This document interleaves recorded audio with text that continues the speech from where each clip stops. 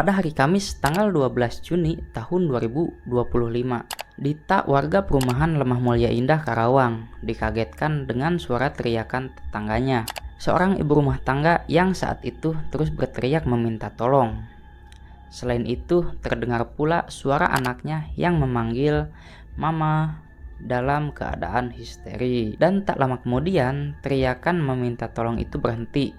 Tapi suara tangis si anak masih terdengar. Mendengar hal itu, Dita pun langsung menelepon ketua RT. Sang ketua RT beserta istri dengan tanggap segera datang ke rumah yang ditunjuk oleh Dita. Dan dengan kebetulan itu adalah rumah keponakan mereka sendiri.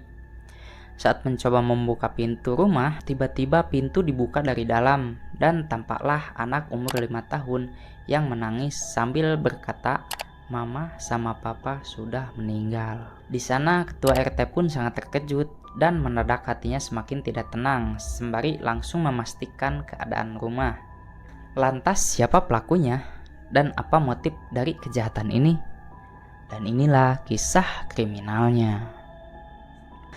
Luki Setio Febiani atau bisa dipanggil Luki adalah seorang ibu rumah tangga yang lahir pada tahun 2000 dan saat ini tercatat sebagai warga di perumahan Lemah Mulia Indah, Kecamatan Majalaya, Karawang.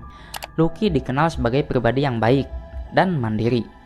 Mungkin karakter ini terbentuk dari masa kecilnya yang cukup berat.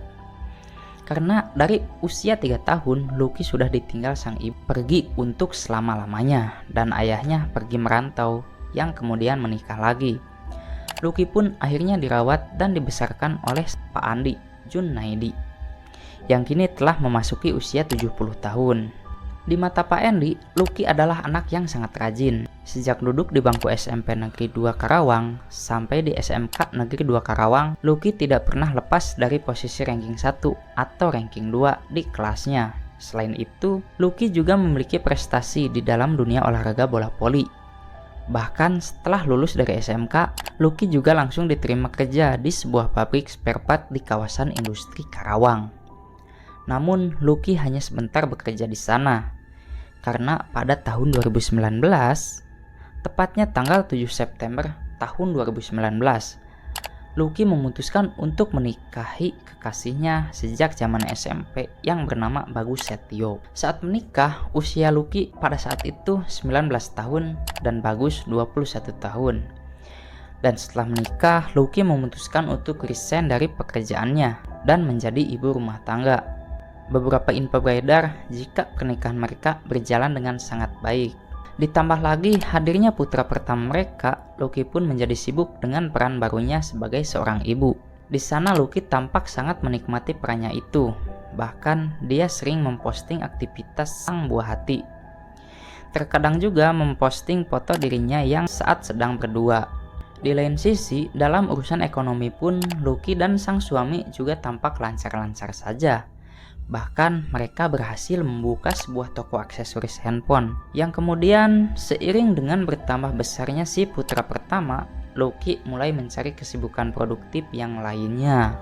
Yang sampai akhirnya dibukalah sebuah warung seblak prasmanan yang bisa dikelola sembari menjaga sang anak. Dan ternyata kebahagiaan bertambah juga dengan kabar kehamilan kedua Luki. Seolah-olah rezeki datang bertubi-tubi di dalam hidupnya. Namun jalan hidup memang tidak selamanya mulus. Karena sejak saat Luki mengelola warung seblak, Bagus sang suami mulai berubah. Bagus menjadi sering melakukan KDRT kepada Luki dengan alasan cemburu. Bahkan menuduh bahwa si Luki telah berselingkuh padahal sama sekali tidak ada bukti.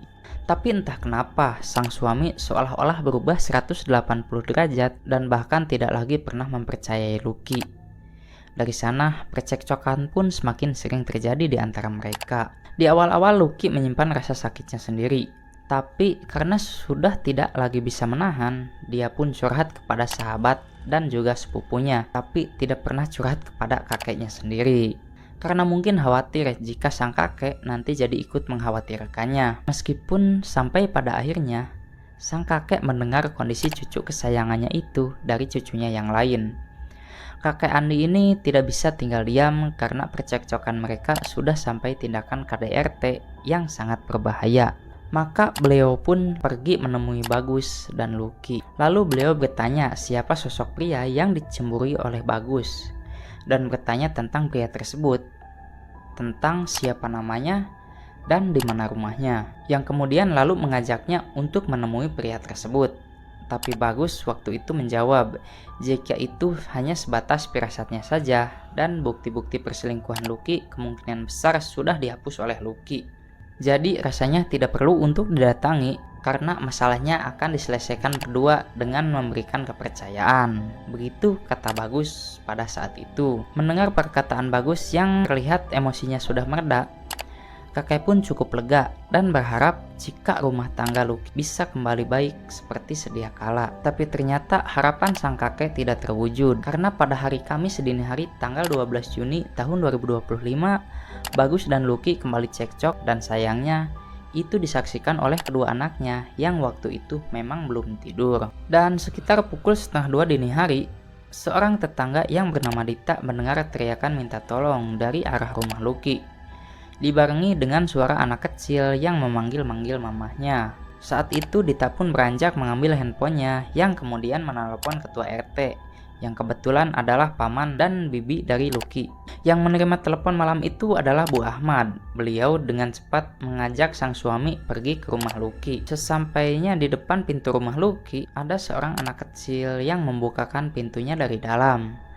Ternyata yang membukakannya adalah putra pertama Lucky yang saat itu pipinya tampak berlumuran cairan merah. Anak umur 5 tahun itu sangat pintar, yang kemudian berkata jika mama sama papa sudah nggak ada. Bu Ahmad dan Pak Ahmad segera pergi menuju ke sebuah kamar di dalam rumah itu, dan ternyata benar saja. Di sana tampak ada 3 orang berada di atas lantai. Lucky dan Bagus bersimbah banyak cairan merah, sedangkan bayi mereka yang baru berusia 5 bulan tampak tengkurap sembari terus memandang ke arah sang ibu yang setelah dicek ternyata telah dalam kondisi tidak bernyawa. Sedangkan Bagus ternyata masih bernapas tapi dalam kondisi kritis.